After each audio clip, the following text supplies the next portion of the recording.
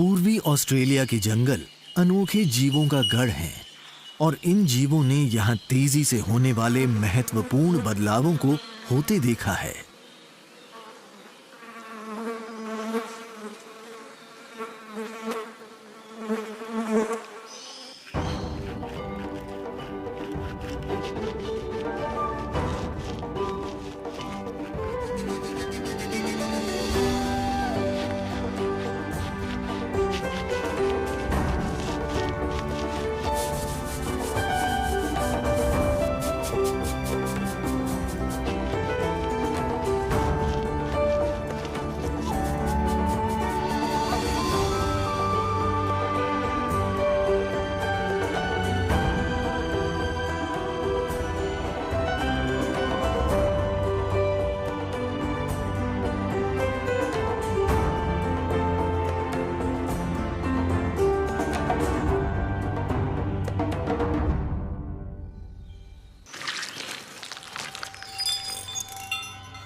पिछले 200 साल में ऑस्ट्रेलिया के उत्तर पश्चिमी इलाके के विशाल जंगल खत्म हो गए।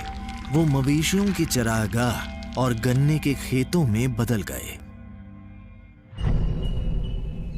प्राकृतिक इलाके की दर्दनाक कमी को महसूस करने वाला एक जीव है कोआला। जंगलों के कटने का असर इस जीव पर बहुत बुरी तरह से पड़ा।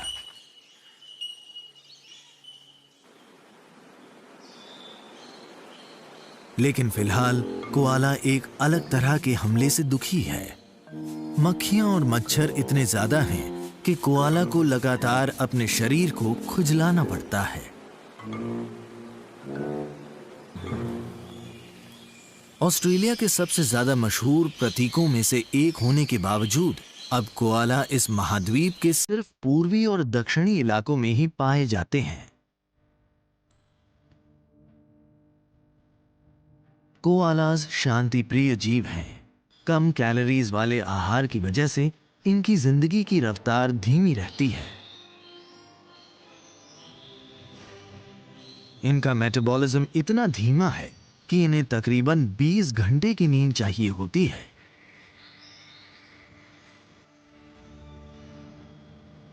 और ये यही करते हैं, शरीर का संतुलन बनाकर आराम से झपकी लेते रहते हैं।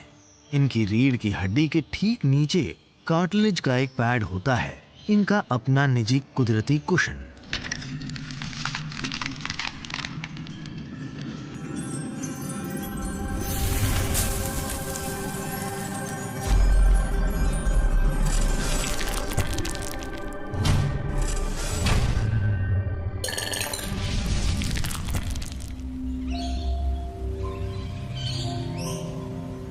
कोआला की जन्मभूमि एक ऐसी जगह है जिसकी बायोडायवर्सिटी की तुलना मैडागास्कर या अमेज़न से की जा सकती है। अलग अलग किस्मों के पौधों के साथ साथ वैज्ञानिकों को यहाँ ऐसे 150 से भी ज्यादा रीढ़ की हड्डी वाले स्थानीय जीव, उभयचर, सरीसृप पक्षी और स्तनधारी जीव मिले हैं जो दुनिया में कहीं और नहीं पाए जाते। यहाँ पाई जाने वाली स्थानीय प्रजातियों की गिनती 1100 से ज्यादा है।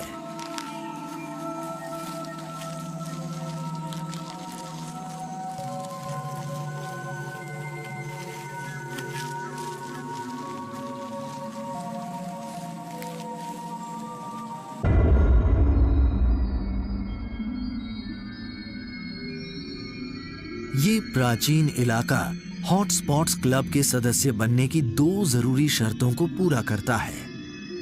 पहली, इस इलाके के जंगलों में यहाँ के स्थानीय पौधों की 2144 प्रजातियां उगती हैं। दूसरी, तकरीबन 70% जंगल या तो खत्म हो चुका है या बहुत बुरी हालत में है।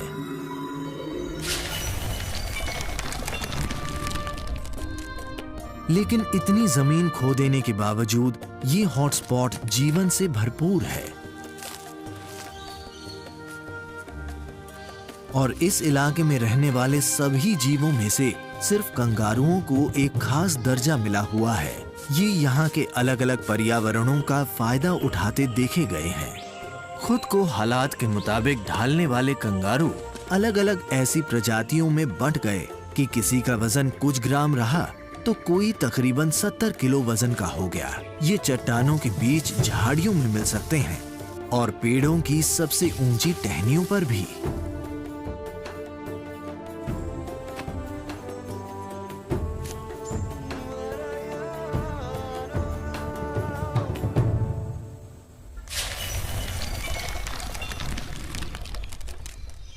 एजाइल या सैंडी वॉलबी इलाके में सबसे ज्यादा पाए जाने वाले कंगारू हैं।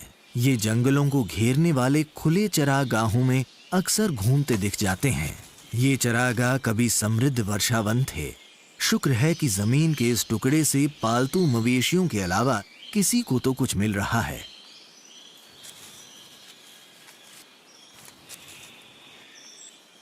आमतौर पर एजाइल वॉलबी अपनी जिंदगी अकेले बिताते हैं।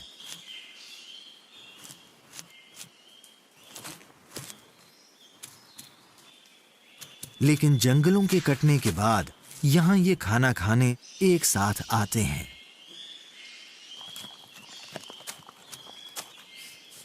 खुले इलाकों में झुंड में रहने वाले इस बर्ताव से इन्हें शिकारियों के हमलों से बचने में मदद मिलती है।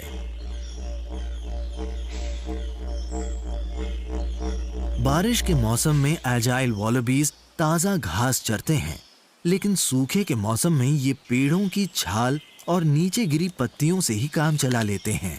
खुद को अलग अलग आहार के लिए ढालकर ये मौसमी बदलावों को आसानी से झेल लेते हैं।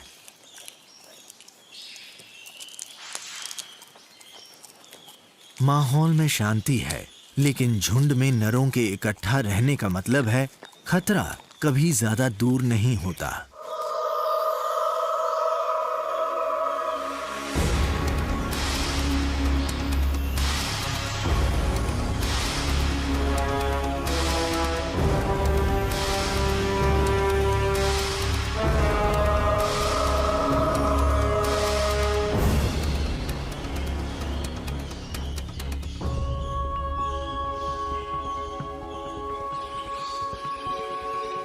गर्मी के बढ़ने पर एजाइल वॉलबीज जंगल में चले जाते हैं। पेड़ पौधों के बीच उन्हें नमी बनाए रखने में मदद मिलती है।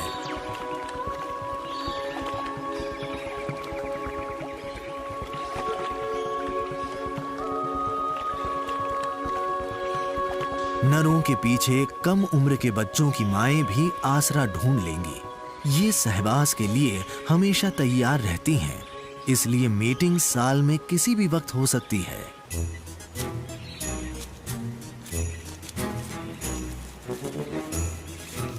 जब कोई नर सहवास के लिए तैयार मादा को ढूंढ लेता है तो उसके साथ रहने की कोशिश करता है।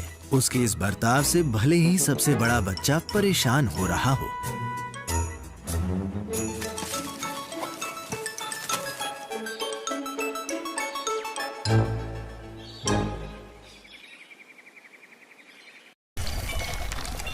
इस इलाके के कंगारू में व्हिप टेल या प्रिटी फेस्ड वॉलबीज के लिए उनके रहने की जगह बहुत महत्वपूर्ण है।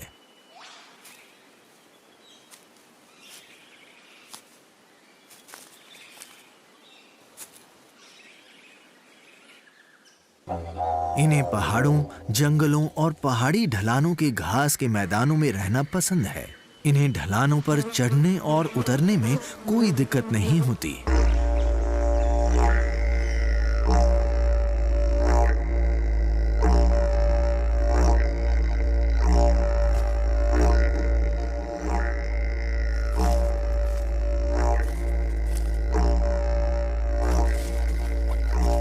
व्हिप टेल वॉलबी बायोडायवर्सिटी वाली इसी जगह पर पाए जाते हैं। यहाँ ये रसीले कोमल पौधों को खाते हुए अपना वक्त बिताते हैं। इनके मनपसंद खाने का नाम ही दरअसल कंगारू घास है।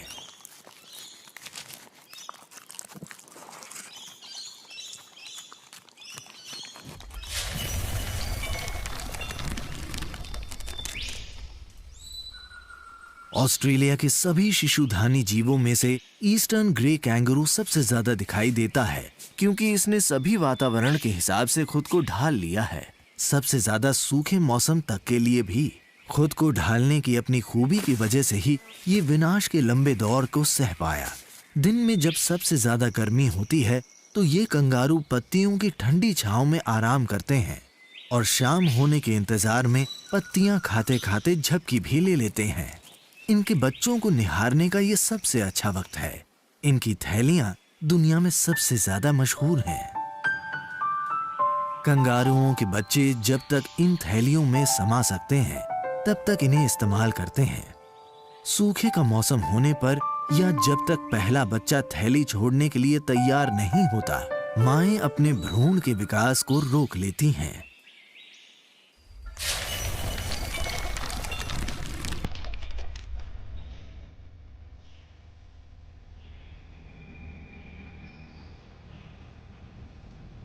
कंगारू परिवार का सबसे ज्यादा अनोखा सदस्य जंगल के सबसे ऊपरी हिस्से में रहता है।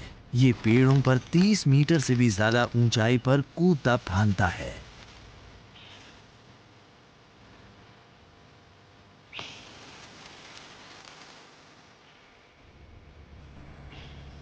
ये हैं ट्री कैंगरूज।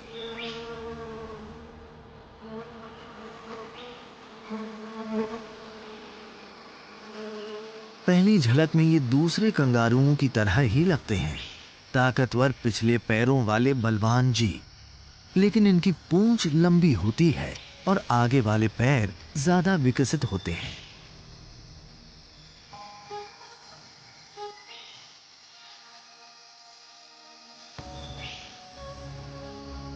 यही छोटे छोटे फर्क हैं जिनकी वजह से ये कमाल की फुर्ती से टहनियों पर चढ़ते और कूदते फांदते रहते हैं।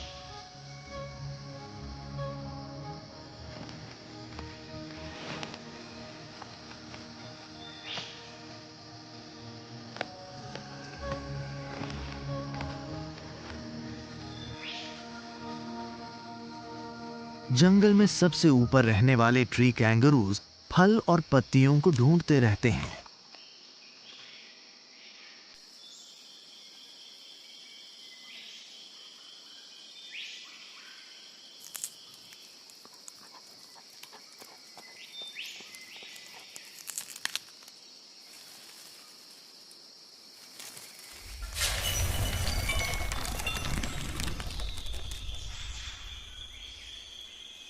लेकिन एक और बहुत ही अनोखा कैंगरू है जो इस हॉटस्पॉट में पाया जाता है।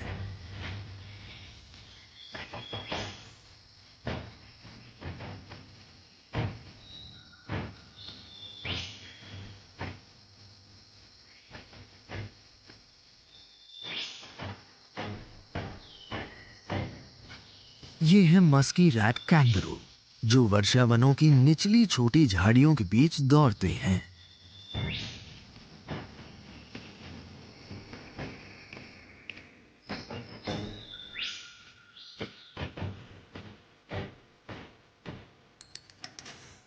चूहे जैसी शक्ल के बावजूद ये जीव रैट नहीं बल्कि एक असली कंगारू है। शिशुधानी वर्ग का ये सदस्य दरअसल सब कुछ खाता है। पेड़ और फलों के साथ साथ ये फंगस भी खा लेता है और कीड़े मकोड़े भी। छोटे साइज का ये जीव जितना चौकन्ना है उतना ही चालाक भी। झाड़ियों में घूमता हुआ ये हमेशा छुपने या भाग जाने को तैयार रहता है और इसकी वजह भी है।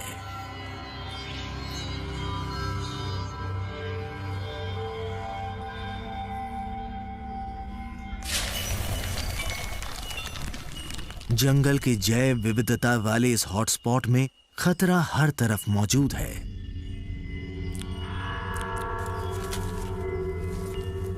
इस मौके पर खतरा आ रहा है जंगल के सरीसृपों से।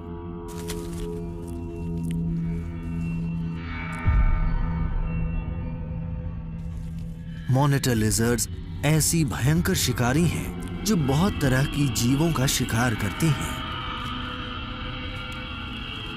ऑस्ट्रेलिया के जंगलों में कोई भी सुरक्षित नहीं है। रीढ़ की हड्डी वाले छोटे जीवों को हमेशा चौकन्ना रहना पड़ता है।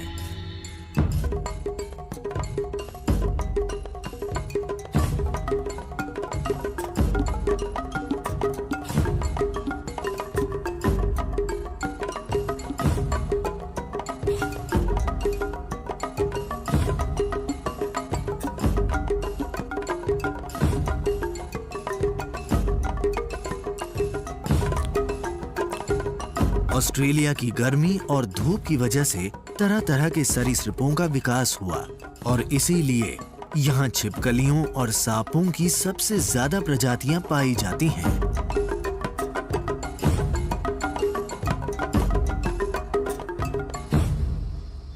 ज्यादातर सरीसृप पेड़ों पर चढ़ने में माहिर होते हैं। इसीलिए येलो थ्रोटेड माइनर बर्ड अपने घोंसले सबसे ज्यादा नाजुक ऐसी टहनियों पर बनाती हैं जहां पहुंचना बहुत मुश्किल होता है।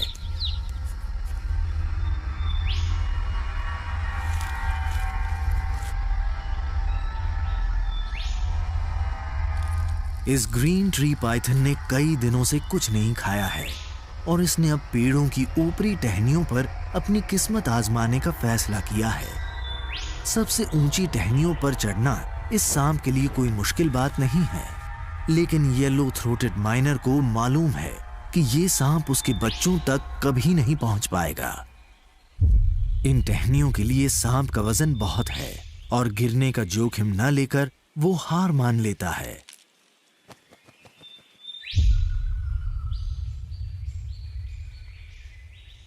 लेकिन येलो थ्रोटेड माइनर के बच्चे जब घोंसले से बाहर आएंगे तो उनके लिए खतरा और बढ़ जाएगा।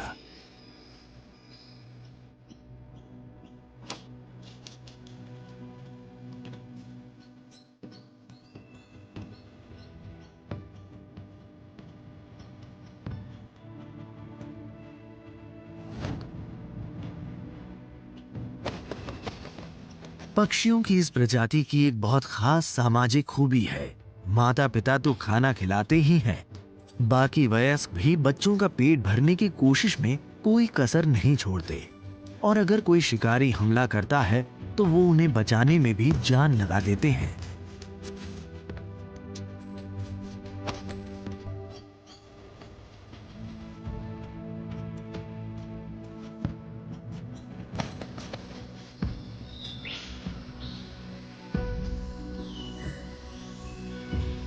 झुंड के अनुभवहीन सदस्य कभी कभी खाने के लिए गलत चीज ले आते हैं और तब उम्र वाले सदस्य उनकी गलती जताने में जरा भी नहीं हिचकिचाते।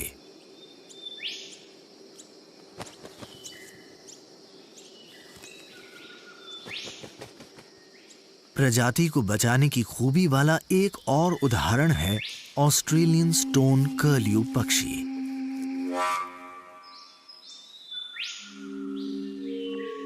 स्टोन कर्ल्यूज अपने घोंसले जमीन पर ही बनाते हैं और इसीलिए उन्हें हर शिकारी से खतरा रहता है।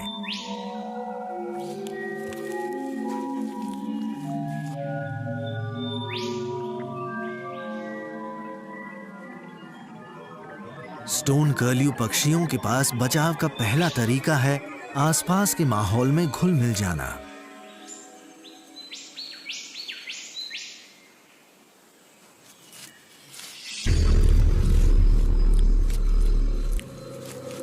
और अगर घुल मिल जाने से काम नहीं चलता तो उनके पास दूसरा प्लान होता है। वो शिकारी का ध्यान घोंसले से हटाने की कोशिश करते हैं और पंखों को फैलाकर उसे डराते हैं।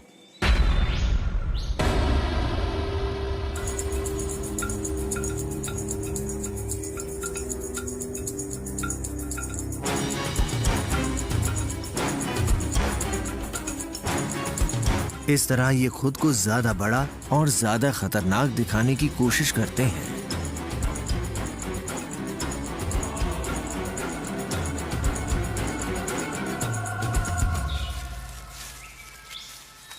इस बार स्टोन कर्ल्यू पक्षी ने मॉनिटर लिजर्ड को दूर भगा दिया।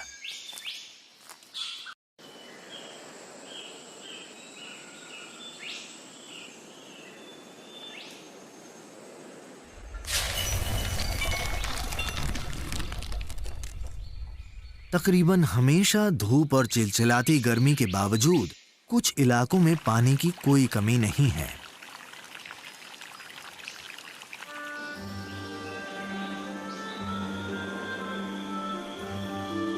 ऑस्ट्रेलिया के पूर्वी तट के पहाड़ एक ऐसी रुकावट है जो बादलों को रोके रखते हैं और जब वो बरसते हैं तो पानी बहुतायत में मिलता है।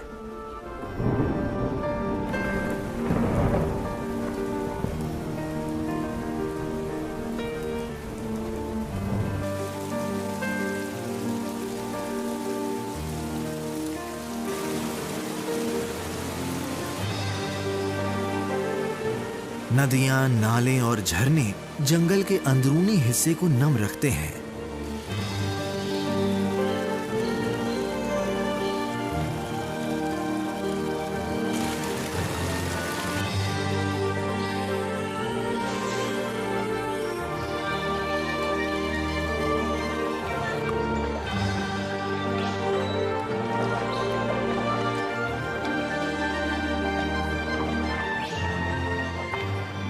विशाल महाद्वीप ऑस्ट्रेलिया का ये वो इलाका है जहां दुनिया का सबसे अनोखा जीव पाया जाता है।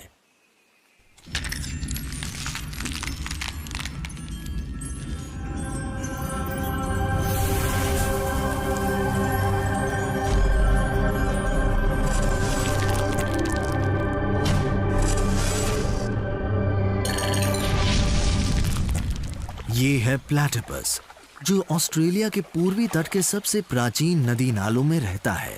इस पूरे हॉटस्पॉट में पानी के ये बेहतरीन स्रोत हैं। प्लैटिपस हर रोज आधा दिन अपनी बेहद तेज चोंच को इस्तेमाल करके छोटे जीवों को ढूंढने में बिताते हैं। इस खास चोंच की वजह से ही इन्हें अक्सर डक बिल्ड प्लैटिपस के नाम से जाना जाता है। इन्हें हर 24 घंटे में अपने वजन के 20% जितना खाना चाहिए होता है, इसलिए ये बहुत मेहनती जिंदगी बिताते हैं। मादा घोंसला बनाती है जहां वो अपने अंडे देती है। वो नदी किनारे एक सूखा बिल ढूंढती है और उसमें आरामदायक गद्दा बनाने के लिए पत्तियां वगैरह इकट्ठा करती है।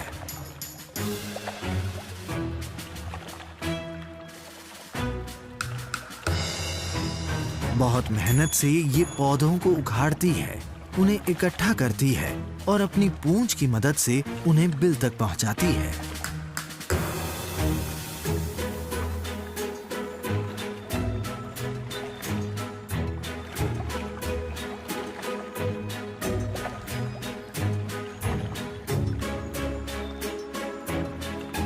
आसपास वाले नर ये समझ जाते हैं कि ये मादा सहवास के लिए तैयार है और वो आगे बढ़ते हैं।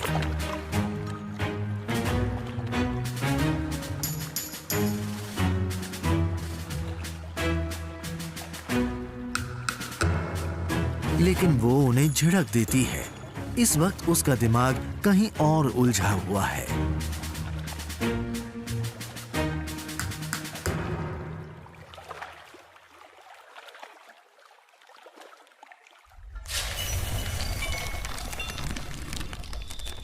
प्लैटिपस की तरह ही ब्लैक नेक्ड स्टॉक्स भी नदियों के किनारे और हॉटस्पॉट के दलदल में अपने लिए शिकार ढूंढते हैं। उथले पानी में गश्त लगाते हुए ये इस बात का ध्यान रखते हैं कि उनका शिकार बनने वाला कोई जीव डर के भाग न जाए। ये ब्लैक नेक्ड स्टॉक हाल ही में अंडे से निकले अपने चूजे के लिए खाना ढूंढ रहा है।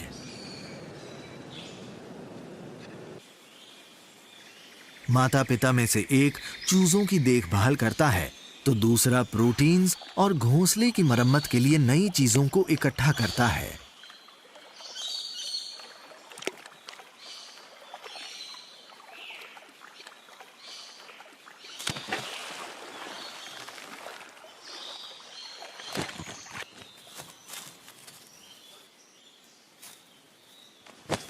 घोंसले में चौकीदार के बदलाव के दौरान चूजे अपनी छोटी सी चोंच को मार मार कर भूखे होने का इशारा देते हैं, जिससे उनके बड़े उन्हें आहार देते हैं,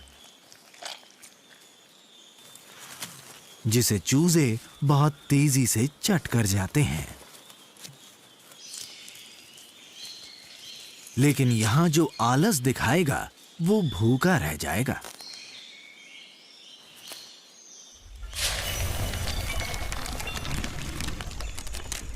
पास के ही पेड़ पर गहरी नींद में सोया एक कोआला जाग जाता है। नींद खुलते ही इसे खाने का ख्याल आता है, तो ये एक बार फिर कुछ अच्छा पौष्टिक खाना ढूंढने चल पड़ता है। कोआला को हर रोज 400 ग्राम तक पत्तियां खानी होती हैं। ये इस मात्रा को 4 या 6 बार में खाता है। बहुत कम कैलोरीज वाले इस आहार के लिए इन्होंने कई शारीरिक बदलावों को अपनाया है, लेकिन इनमें वसा सीमित मात्रा में संचित रहती है और इसीलिए इन्हें बार बार खाना खाना पड़ता है। इसके बावजूद कोआला बहुत नखरीले होते हैं और पुरानी पत्तियों से इनका काम नहीं चलता। हर निवाले को उतनी ही बारीकी से चुना जाता है जितना कि कोई मशहूर शेफ अपने रेस्टोरेंट के लिए सामग्री को चुनता है।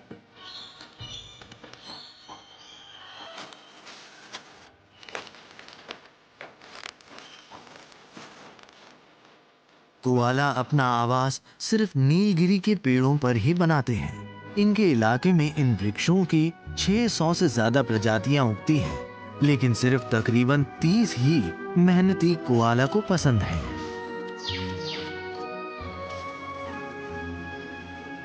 सभी स्तनधारियों में कोआलास का मस्तिष्क उनके शरीर के अनुपात में सबसे छोटे में से एक है।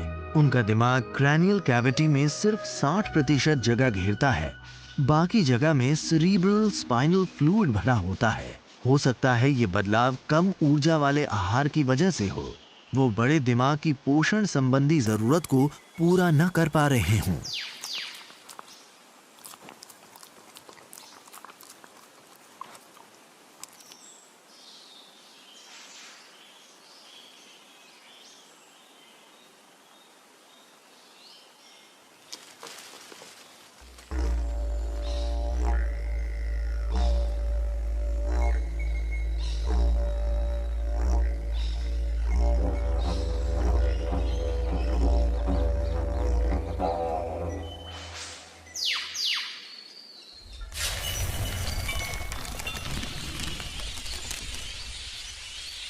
कोआलास यहाँ अपना पेट भरते हैं और लिटिल रेड फ्लाइंग फॉक्सेस इन्हीं वृक्षों की टहनियों पर अपने पैरों से लटके रहते हैं।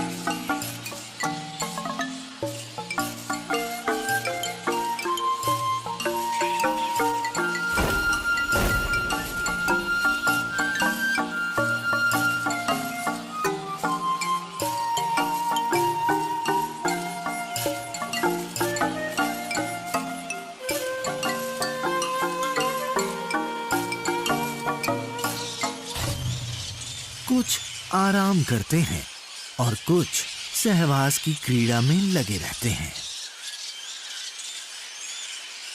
जंगल फ्लाइंग फॉक्सेस के सहवास के रिवाजों का साक्षी है। वंश बढ़ाने से पहले नर और मादाओं के रिश्तों में काफी तनाव रहता है।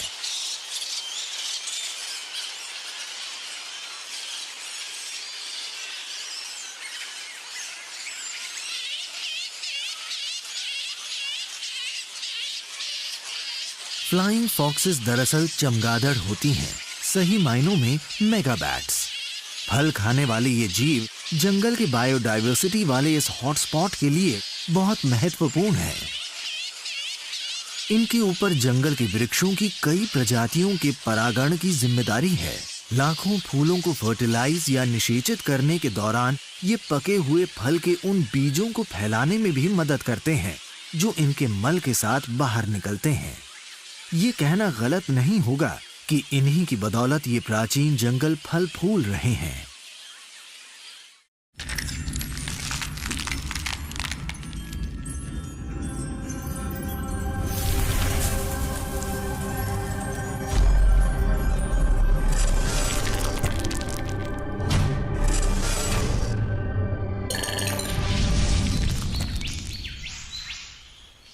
ऑस्ट्रेलिया का पूर्वी हॉटस्पॉट कई पर्यावरणों से मिलकर बना है, जिसमें यहाँ के करोड़ों साल पुराने वर्षावन एक नगीने की तरह हैं।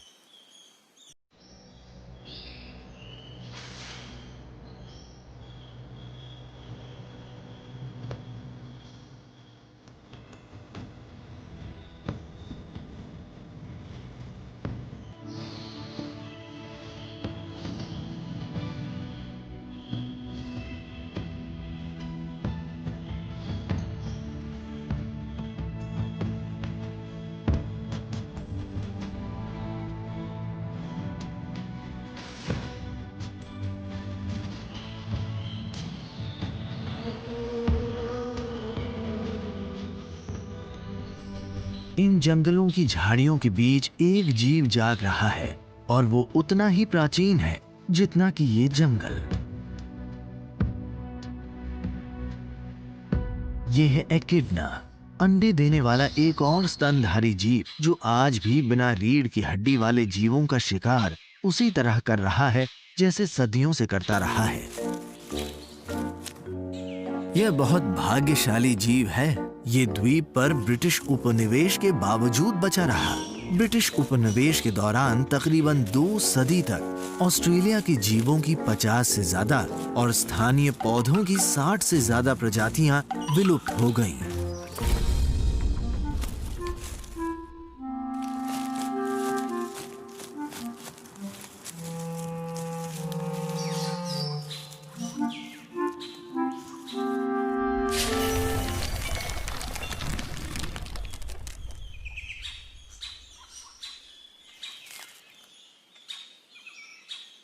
सदर्न कैसोवेरीज भी खुद को बचाने में कामयाब रहे। हालांकि इनका ज्यादातर इलाका जंगलों के कटने से खत्म हो गया। कैसोवेरीज ने खुद को छोटे जंगलों के लिए ढाल लिया, हालांकि इसके नतीजे उसे भुगतने पड़े।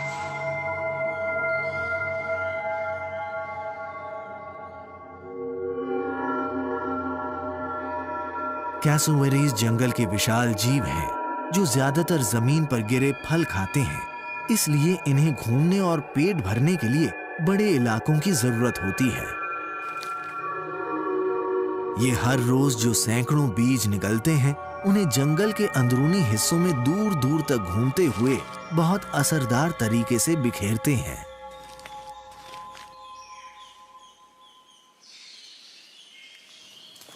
कैसोवेरीज का ये छोटा सा परिवार अपने पिता की निगरानी में हॉटस्पॉट से गुजरता है।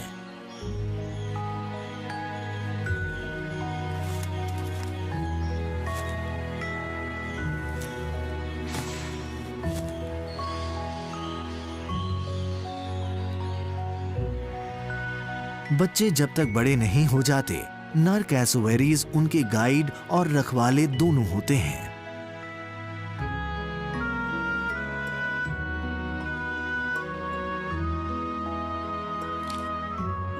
बच्चे पिता से जंगल में छुपा खाना ढूंढना सीखेंगे।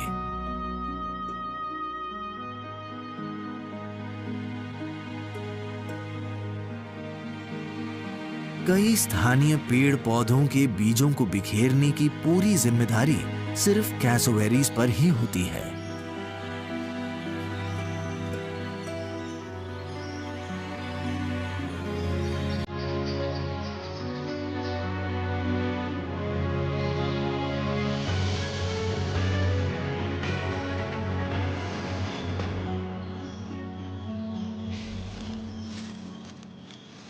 इस बायोडाइवर्सिटी वाले हॉटस्पॉट में पेड़ पौधों और यहाँ रहने वाले जीवों के बीच रिश्ते की जो कड़ी है वो जटिल, खास और आश्चर्यजनक है।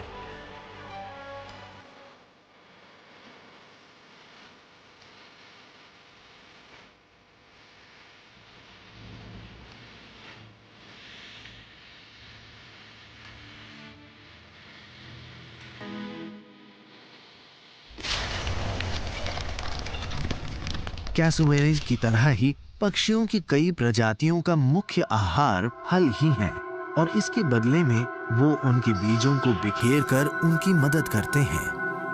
लेकिन कुछ रिश्ते और भी ज्यादा गहरे होते हैं। Victoria's rifle bird birds of paradise की एक प्रजाति है जो इन जंगलों में पाई जाती है। फल खाने और बीजों को बिखेरने के साथ साथ इस प्रजाति के नर ये जंगल ही छोड़ देते हैं जहां उन्हें अपना प्यार दर्शाने के लिए मौका मिला होता है।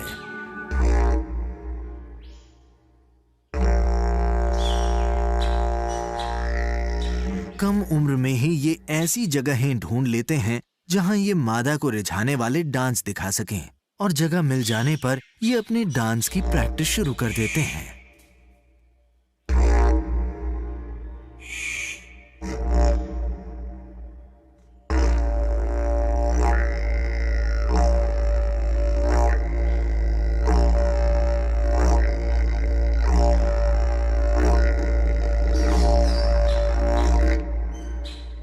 वयस्क नर खुशी खुशी अपने प्रदर्शन को अपने से कम उम्र के सदस्यों को उधार दे देते हैं, सिर्फ तब तक के लिए जब तक वो खुद प्रदर्शन के लिए तैयार नहीं हो जाते।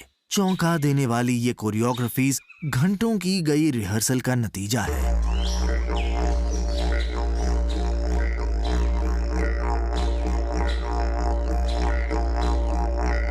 कम उम्र के सदस्य डांस की नई अदाओं को आजमाते हैं। हालांकि अभी तक थोड़ी ही कामयाबी मिली है। कभी कभी थोड़ा भ्रम भी हो जाता है, क्योंकि कम उम्र के नर और मादाएं आपस में बहुत ज्यादा मिलते जुलते दिखाई देते हैं। लेकिन जब एक वयस्क नर एक वयस्क मादा को ढूंढ लेता है, तब असली प्रदर्शन शुरू होता है।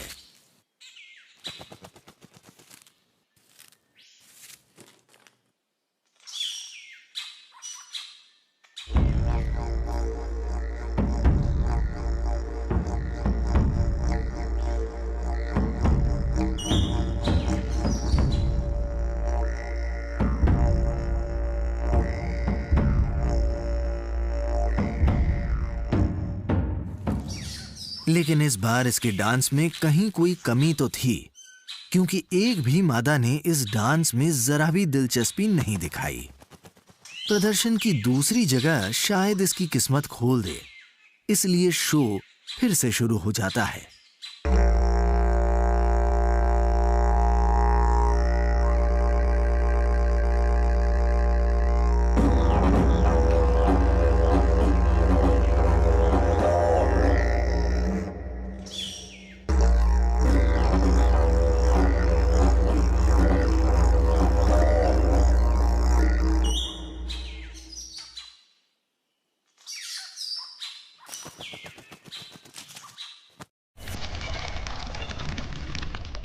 ये कोआला दुनिया के इस कोने की असाधारण समृद्धि का खामोश गवाह है।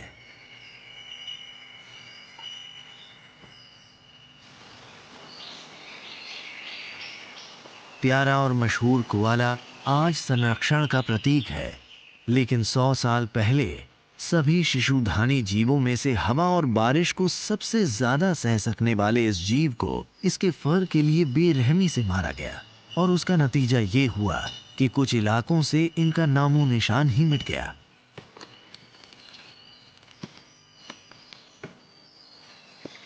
खुशकिस्मती से नए खतरों के बावजूद कोआला की कई आबादियां फिर से पनप गईं, और अब आज के कम उम्र के कोआला एक सुंदर भविष्य की उम्मीद कर सकते हैं। कोआला के बच्चों का विकास बहुत धीरे होता है। इनकी मां के दूध में पौष्टिकता बहुत कम होती है। सच तो ये है कि सभी स्तनधारियों में इनका दूध सबसे कम पौष्टिक है। इस कमी को पूरा करने के लिए ये तकरीबन 1 साल तक मां का दूध पीते हैं और मां की पीठ पर ही लदे रहते हैं।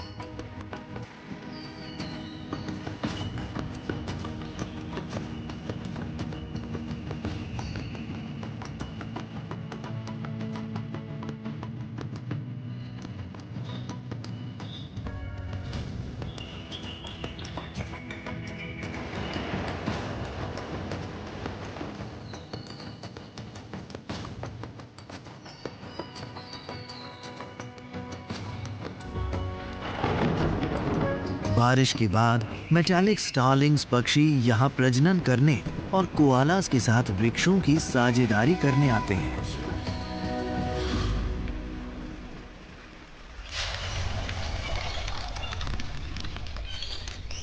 स्टार्लिंग्स पक्षी अपने घोंसले बनाने के लिए घास और पौधों के तिनके इकट्ठा करते हैं और वृक्षों के ऊपर धीरे धीरे एक शहर सा बसा देते हैं।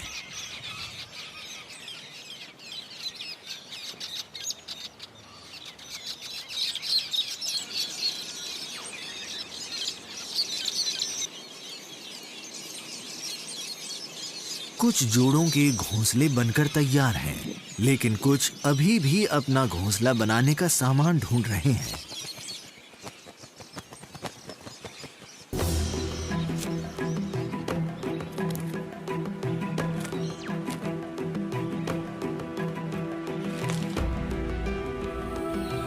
फल इकट्ठा करने के बाद ये अपने बच्चों को खिलाने के लिए पेड़ पर बने अपने घोंसलों में वापस आ जाते हैं।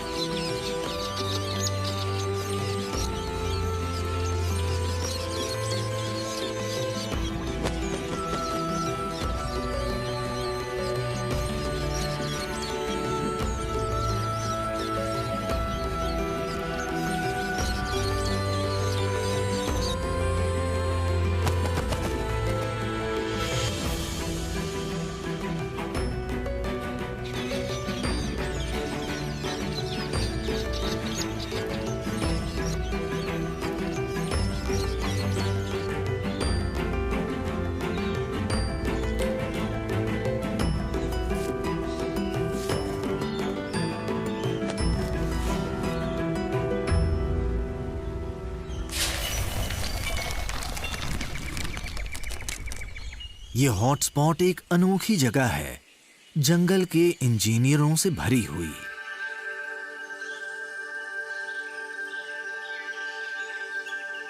मेटालिक स्टार्लिंग पक्षियों की बस्ती से बहुत नीचे ऐसे दूसरे जीव हैं जो घरेलू जिंदगी की शुरुआत के लिए अपनी बारी का इंतजार कर रहे हैं।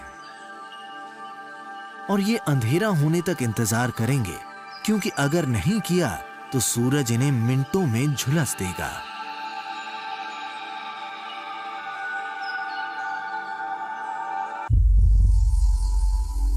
रात घिरते ही माहिर निर्माताओं का एक समूह निकलता है जो निर्माण में इंसानों से मुकाबला कर सकता है।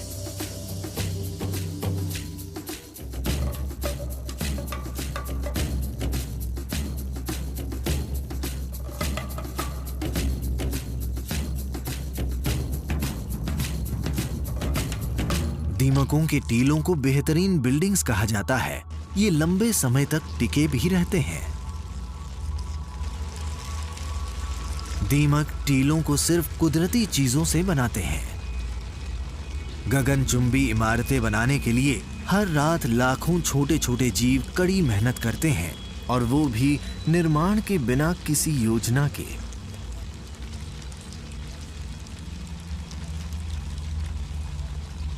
ऊर्जा से भरपूर ये जीव इन टीलों का निर्माण करते हैं जो उन्हें झुलसा देने वाली गर्मी में बचाते हैं। टीलों की खूबी है कि उनके अंदर ठंडक रहती है और तापमान एक सा बना रहता है, लेकिन फिर भी ये दुनिया के इस कोने की शानदार इमारतों में नहीं गिने जाते।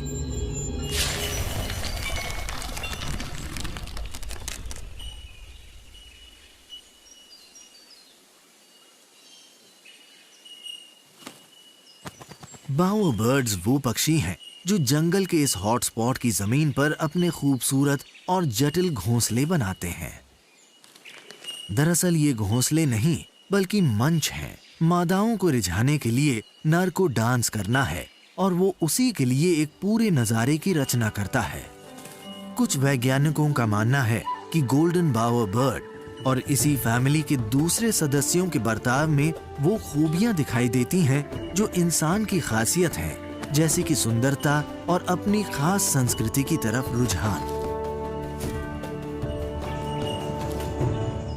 लेकिन दोनों में एक बहुत बड़ा फर्क भी है, और वो है पर्यावरण की देखरेख।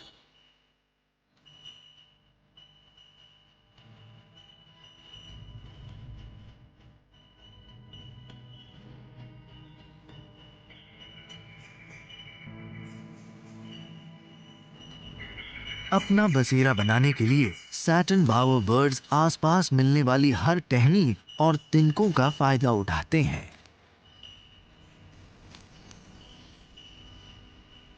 ये मेहनती पक्षी पूरा दिन टहनी बीनने और अपने बसेरे को सुंदर बनाने में बिताता है।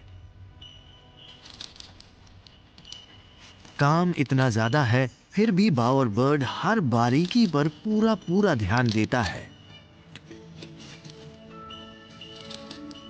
खूबसूरत चीजों को ढूंढने के लिए ये अपने इलाके को छानेगा, क्योंकि इसे तो साथी को अपनी तरफ आकर्षित करना है।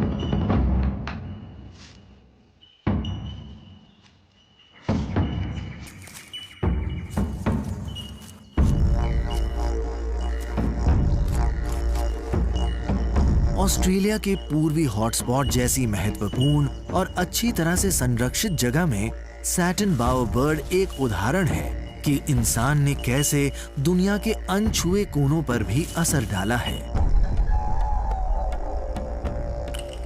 यहाँ तक कि दूर दराज वाली इन जगहों में भी इंसान के द्वारा किए गए प्रदूषण और विनाश की वजह से कुछ बाओबर्ड्स की जीने की शैली ही बिगड़ गई है और वो आज जिंदगी के मलबे को अपने असाधारण घरों को सजाने के लिए इस्तेमाल कर रहे हैं।